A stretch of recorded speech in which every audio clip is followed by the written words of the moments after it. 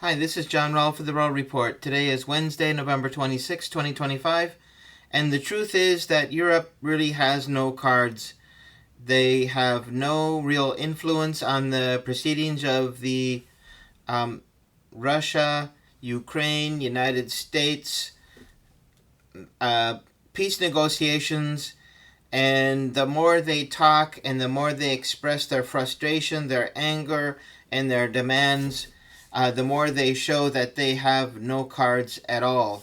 So we can go to a couple of articles and information to try to illuminate that topic.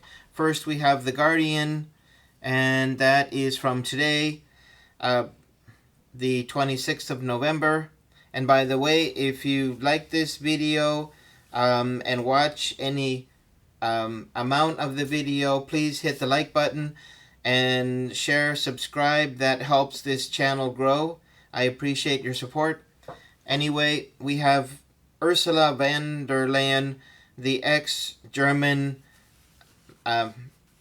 defense minister, who famously gave broomsticks to soldiers to use during war games. So I think they learned a lot using those broomsticks. Maybe it taught them a little bit about Ursula. I don't know. But anyway, we have this comment about Ursula warning against carving up of Ukraine amid crunch U.S.-led talks. So I'm not too sure exactly who she's warning. Is she just warning Europe? If she's warning the U.S.? And if she's warning the U.S., what would be the consequence for the U.S. to go ahead with a peace deal which the European Union is not in agreement with? So there's this generic, let's just put out this blanket warning to whoever feels like it applies to them, a warning. And so obviously, there she is, the great politician. Well, not so great. She really hasn't achieved anything in this whole proceedings of Russia, Ukraine, the United States. In fact, she wound up signing over the European economies to the United States by allowing U.S. goods into Europe tariff-free, while permitting European exports to the United States to be tariffed. So she did a great job there. But anyway, here she is saying Russia showed no signs of true willingness to end the conflict and continued to operate in a mindset unchanged since the days of Yalta, the much criticized and misunderstood 1945 summit to settle the post-war order. So anyway,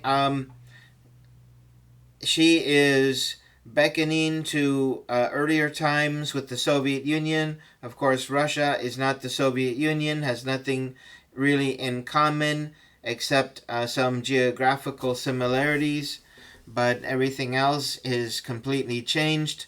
The Soviet Union collapsed completely, and politically, economically, militarily, and Russia was a rebirth of the Russian people. It's not the rebirth of the Soviet Union. So anyway, she mixes in their concepts and to try to scare everyone. You know, if we don't stop Russia, they're going to turn into the Soviet Union, and next thing you know, they will be on our doorsteps.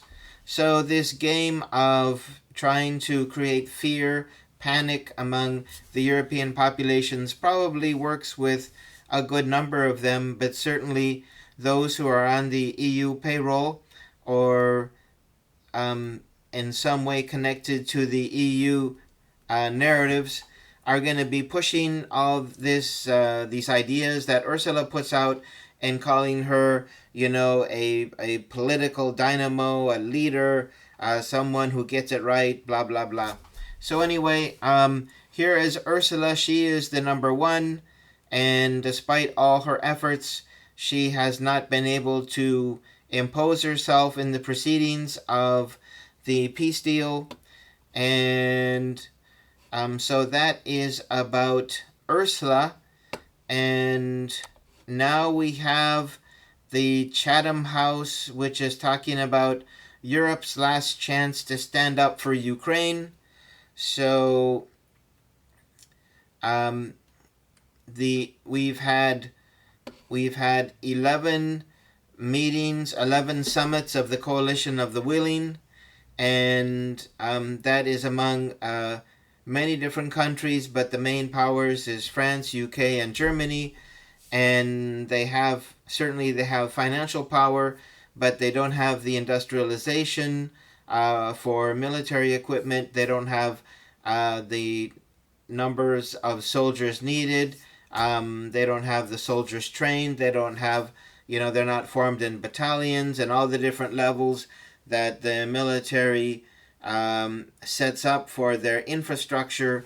So they came basically with a whole bunch of huff and puff and hot air, and they have achieved basically nothing. Now they're going to stand up to Trump and tell him that, don't be a Russian stooge, don't believe the Russian talking points.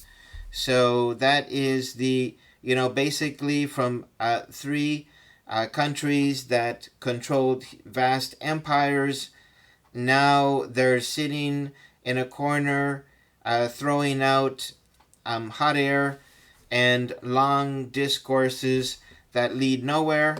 So they're evidencing even more their inability to impact the whole situation. You'd think after a few coalition of these willing meetings, Russia would have picked up all their things and headed toward Vladivostok, looking for some safe place from the coalition of the willing.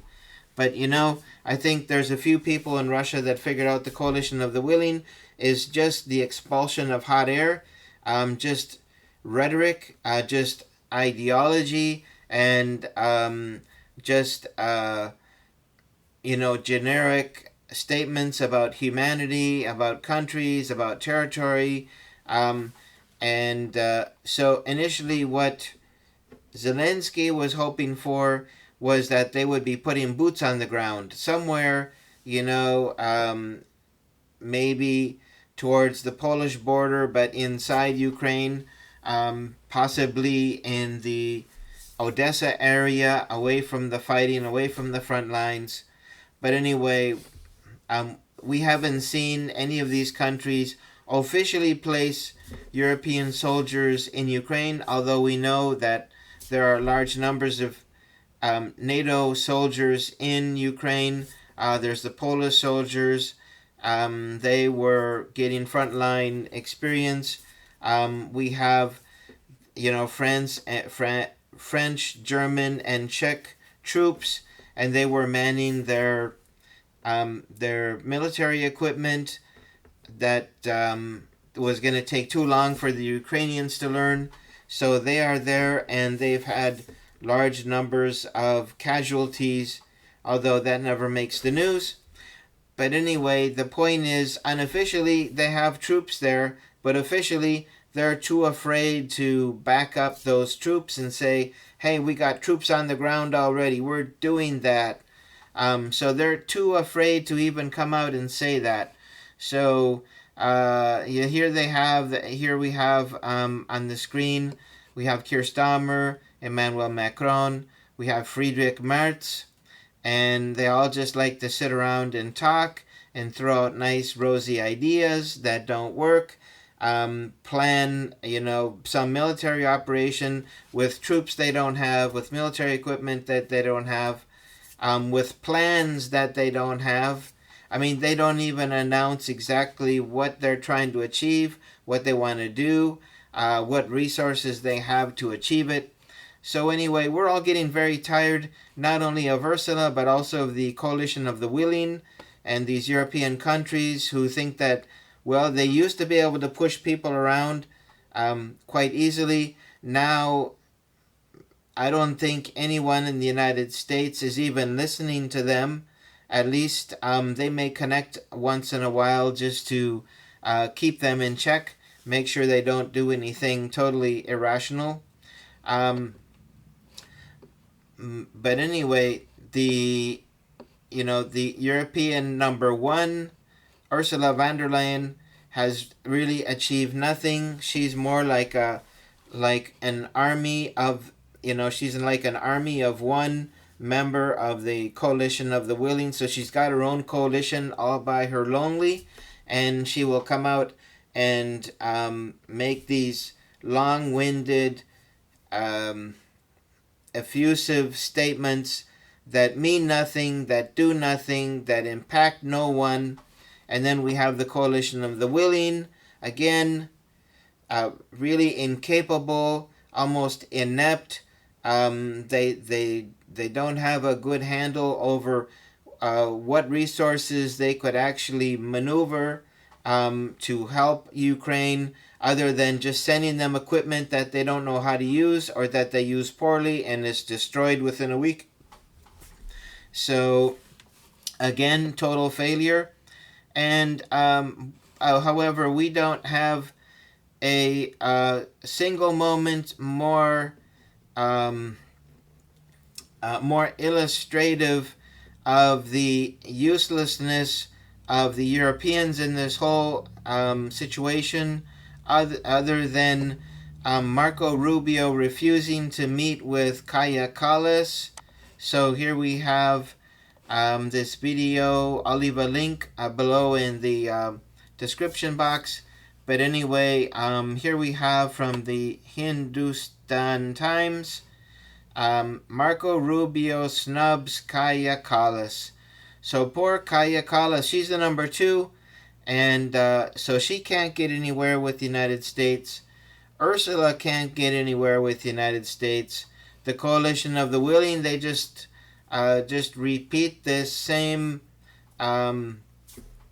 meeting, discourse, demands, rest, meetings, discourse, demands, rest, routine over and over. So you see, they are all together, showing that they have no cards, that they can't impact the situation, and their demands are basically impractical. They don't have any road forward within their diplomatic corps who can help guide a peace agreement. And we know in the past, when there was the Minsk, I think it was the Minsk II agreement, the Europeans guaranteed fulfillment of that. They didn't act to obligate Ukraine to fulfill their obligations in Minsk II, and that meant that document was a failure, and the time spent on it was wasted. And the European leaders involved in those discussions talked about how they use these discussions to create time for Ukraine to get ready militarily to confront Russia, that they never were serious about coming to an agreement. So I think Russia also has a very low esteem of the European countries, and as far as their willingness to actually follow through with any agreement. So the U.S. has no interest in the European leaders. Russia has about the same interest in the European leaders. So we're looking at a situation where they don't really have any cards. What is the cards that the European leaders are supposed to play? The one where they're now out of military equipment practically. They don't have the soldiers to send. They don't have the money that they can assign. And then we go to the whole situation of the frozen Russian assets. The Europeans have been talking about this use of the frozen Russian assets since 1 month into the special military operation, since March of 2022. We're now in November of 2025. So that's like 3.5 years of just incessant discourses and meetings and talking and studies and legal reviews and blah, blah, blah. So we're all getting tired of Ursula von der Leyen, of Kaja Kallas, of the Coalition of the Willing, of the discussion of the frozen Russian assets. So basically, the Europeans have no cards to play. The US is playing its last cards, possibly, in these negotiations. Depending on how that goes, we could be terminating all efforts to come to a peace deal, and what will settle this conflict is a final military victory from either side. So the Europeans, by their insistence on maximalist demands from Russia, have left the Ukrainians still fighting on the battlefield, still losing huge numbers of soldiers. I heard the number of maybe about 200,000 Ukrainian soldiers on the front line. And if they're losing 10,000 a week, do the math. That gives them about 20 weeks left before they really have to dig deep into areas where they haven't mobilized yet. The wealthy individuals with kind of snooty attitudes in Kiev, or lowering the mobilization age, or raising the mobilization age. They could raise the mobilization age to 80, and they could have people between the ranges of 60 and 80 on the front lines. And you know what? If they need someone to just stay still on the front lines and not move, that they got the right group, the 60-year-old, 80-year-old group.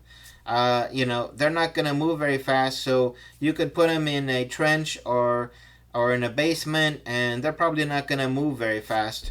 So, you got that taken care of. But if you need them to run from building to building and go upstairs quickly or down quickly, if you need them to pick up heavy equipment and operate it with good eyesight, you may come up short. But anyway, Ukraine is now moving to the upper age groups and the lower age groups. They could get down to 14 maybe. Somebody who could run, jump, swim, and hold a weapon and maybe operate a drone.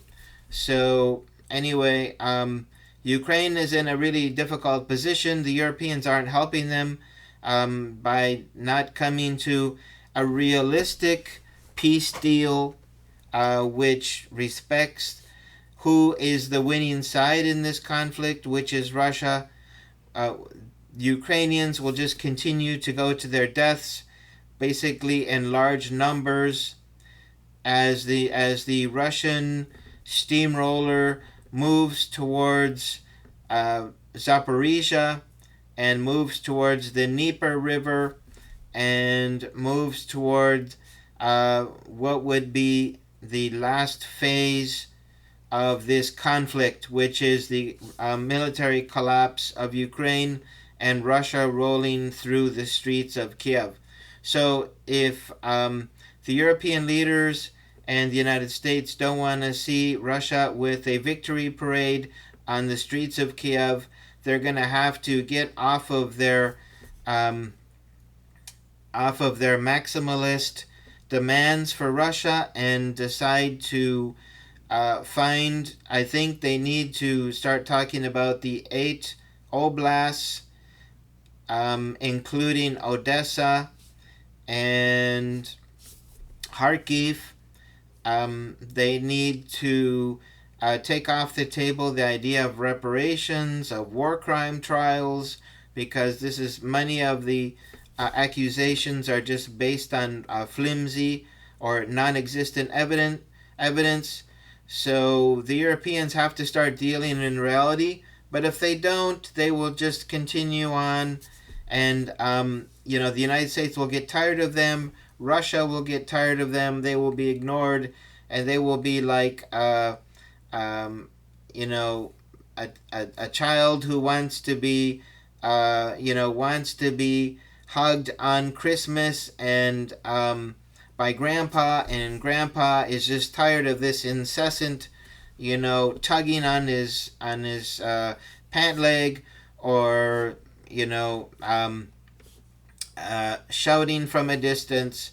So eventually they will be tuned out and they will be forgotten. So, but I would have to say EU has no cards. Now, if they want to try to be realistic and find a realistic solution for this conflict, away from their maximalist demands for Russia, then there could be some possibility that they may have a card or two to play. But the Europeans are now just, they're at the end of what is, they're like a sun that that expended all its energy and has shrunk down to a white dwarf star. And so these European countries still have, they still exude the confidence and the strength of being empires, but their countries are a mess. Their economies, they're basically in in stages of disintegrating their economies to the point where they will become irrelevant. So anyway, that is my report on the EU does not have any cards to play report. If you like this or have some comments to make, please do so below. I'd love to hear from you. Please like, share, and subscribe this video, and I look forward to seeing you on an upcoming video on one of these interesting topics. So wish everyone a very happy and safe Thanksgiving, and all the best to all of you who joined me today. Take care. Bye-bye.